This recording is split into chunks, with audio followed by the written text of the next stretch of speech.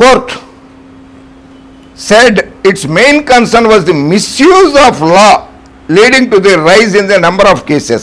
ఆ చట్టాన్ని దుర్వినియోగపరుస్తున్నారు అని చెప్పి supreme court అభిప్రాయపడుతోంది.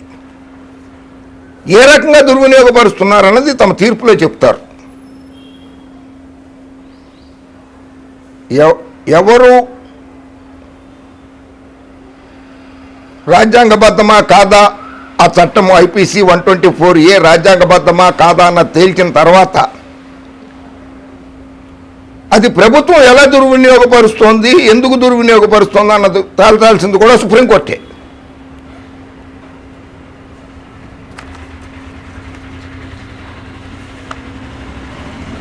The non-bailable provision makes any speech or expression that brings or attempts to bring into hatred or contempt or exercise or attempts to excite disaffection towards the government established by law in India a criminal offence punishable with a maximum sentence of life imprisonment. Adi 124A IPC. Attorney general గారు దాని మీద మాట్లాడదాం అనుకున్నారు. This is the colonial era law and the same law was used by the British to suppress the freedom movement. It was used by the British to silence Mahatma Gandhi, Gopal Krishna Gokhale and others. Is it still necessary to keep this in statute even after 75 years of independence? Asked the bench, which also comprised Justice A.S. Bopanna and Hrishikesh Rai garu. Justice Hrishikesh Rai garu. 75 సంవత్సరాల స్వాతంత్రం వచ్చిన తర్వాత 75 సంవత్సరాల తర్వాత కూడా ఇటువంటి చట్టం కావాలా అని చెప్పి అడిగారు.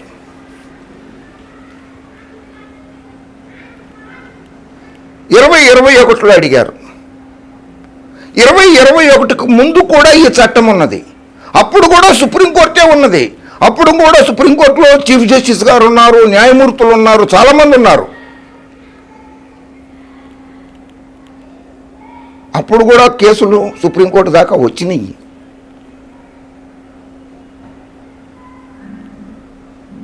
చట్టబద్ధమా కాదా అన్నది కూడా తేల్చాల్సిందే కదా. అప్పుడైనా తేలిస్తే రాజుగారికి ఇబ్బంది వచ్చేది కాదు కదా, మీడియాకి ఇబ్బంది వచ్చేదే కదా, మీడియా సంస్థలకి. ఎడిటర్స్ గిల్డ్ వాళ్ళు ఈ రకంగా పిటిషన్ వేసి ఉండేవాళ్లే కాదు కదా. మరి సుప్రీంకోర్టు ఏర్పడి కూడా చాలా సంవత్సరాలు అయింది కదా.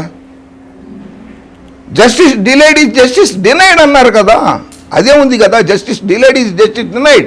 ఈ చట్టం కింద ఇది రాజ్యాంగబద్ధమైన చట్టం కానప్పుడు ఇప్పటిదాకా ఈ చట్ట ప్రకారంగా అరెస్ట్ అయ్యి జైళ్లలో మగ్గుతున్న స్టాన్లిన్ స్వామి గారు ఇప్పటికీ ఈ రోజున 84 ఏళ్ల వయసులో జైల్లో ఉన్నారు. ఆయన మొగ్గుతున్నటువంటి వారికి ఇది చట్టబద్ధం కానప్పుడు, రాజ్యాంగబద్ధం కానప్పుడు, వాళ్ళు నేరం చెయ్యనప్పుడు, వాళ్ళు శిక్ష అనుభవించిన కాలానికి ఎవరు న్యాయం చేకూరుస్తారు?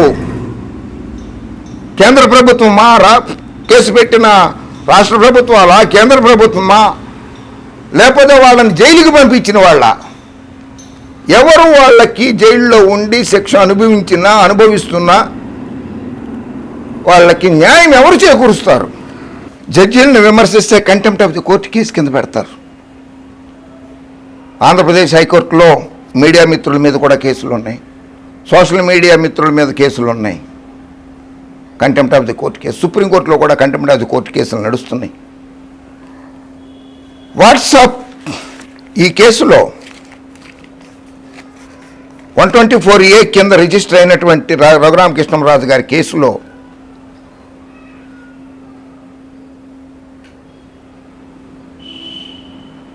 సుప్రీంకోర్టుకి సమర్పించిన అఫిడవిట్లో నారా లోకేష్ బాబు గారికి, రాజు గారికి జరిగిన వాట్సాప్ సంభాషణ తీవ్రంగానే ఉంది కదా. లోకేష్ బాబు గారు జడ్జిల మీద, ప్రవీణ్ కుమార్ గారి మీద కావచ్చు, ఆంధ్రప్రదేశ్ చీఫ్ జస్టిస్ మీద కావచ్చు, అనుచిత వ్యాఖ్యలు చేశారు కదా. సుమోటోగా కంటెంప్ట్ ఆఫ్ ది కేసు తీసుకుని ఉండొచ్చు కదా. కోర్టు తీసుకోవాల్సింది, తీసుకుంటే బాగుండేది. ఇప్పటికైనా ఆలస్యం ఏం కాలేదు. లోకేష్ బాబు గారి మీద చర్యలు తీసుకునే హక్కు, అధికారం సుప్రీంకోర్టు కూడా ఉంది, హైకోర్టు కూడా ఉంది. సుమోటోగా కేసు నమోదు చేయొచ్చు. 1962లో సుప్రీంకోర్టు జడ్జిమెంట్ ఇచ్చింది. Kedarnath Singh versus government of India case 1962లో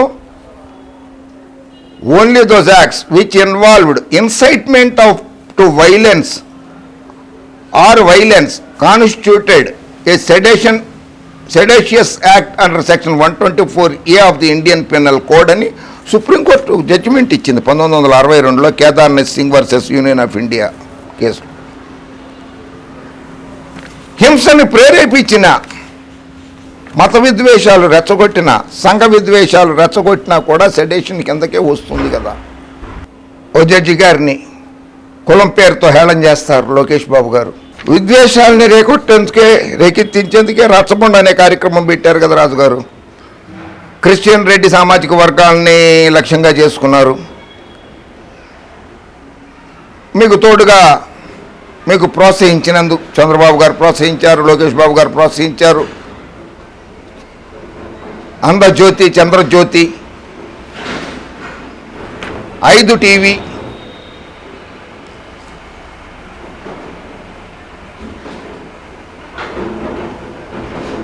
all bogus news TV, ABN TV అంటే ఆల్ బోగస్ న్యూస్ టీవీ కదా, అది కూడా మిమ్మల్ని సమర్థించింది కదా.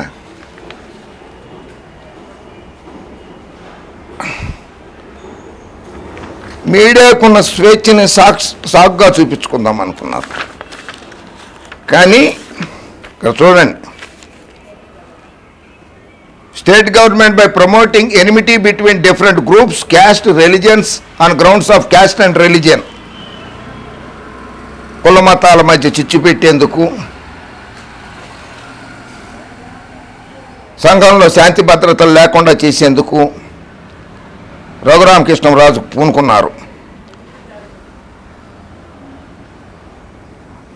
Supreme court accordingly directed the preliminary inquiry into the allegations be made following the guidelines laid down by this Honorable Supreme Court in Lalita Kumari versus State of Uttar Pradesh, Supreme Court 2014 2 SCC 1. A preliminary investigation Sunil Kumar గారు కానీ, ఆంధ్రప్రదేశ్ రాష్ట్ర ప్రభుత్వం కానీ, గౌతమ్ సవాంగ్ గారు కానీ supreme court తీర్పు ఇచ్చినటువంటి guidelines ప్రకారమే విచారణ చేపట్టారు. దాన్ని కూడా తప్పంటే ఎలా? సుప్రీంకోర్టు తీర్పు guidelines Lalit Kumari versus state of UP 2014 2 SCC, ఆ గైడ్లైన్స్ ప్రకారమే విచారణ చేపట్టారు. ఎంక్వైరీ రిపోర్ట్ సబ్మిట్ చేశారు రాష్ట్ర ప్రభుత్వానికి. ఒక ముఖ్యమంత్రిని పట్టుకుని రాష్ట్ర ప్రజల్ని, ఇది నేను చెప్పడం లాసు, మీ వాట్సాప్ చాటింగ్, మీ 45 వీడియోలు సుప్రీంకోర్టుకి సమర్పించారు కదా, 45 వీడియోల్లో మీరు వాడిన భాష రాష్ట్ర ప్రజల్ని, ఆంధ్రప్రదేశ్ రాష్ట్ర ప్రజల్ని నపుంసకులు అంటారా మీరు రాజుగారు? ఓహో, పచ్చ కామెరలు వచ్చినోడికి లోపం అంతా పచ్చగా కనబడుతుంది అంటారు కదా, అదే మీకు అది ఏమన్నా సామెత వర్తిస్తుందా మీకు? ఆ సామెత వర్తిస్తుందా? రాష్ట్ర ప్రజల్ని నపుంసకులు అంటారా? దౌర్భాగ్య రాజకీయం చే మానేసి repeated calls to the people addressed them as నపుంసక and calling upon them to revolt against the government. ప్రభుత్వాన్ని వ్యతిరేకంగా ఉండండి, మీరు ప్రభుత్వాన్ని కోల్చడానికి ప్రయత్నించండి ప్రజల్ని రెచ్చగొట్టావు. నీ మాటలు ఎవరు వెనకపోయేసరికి నపుంసకులు అంటావా ప్రజల్ని, రాష్ట్ర ప్రజల్ని? దమ్ముంటే రాజీనామా చేసి నరసాపురం లోక్సభలో పోటీ చెయ్యి. ఎవరు నపుంసకుడో రాష్ట్ర ప్రజలు తేలుస్తారు, నరసాపురం ప్రజలు తేలుస్తారు రాజు.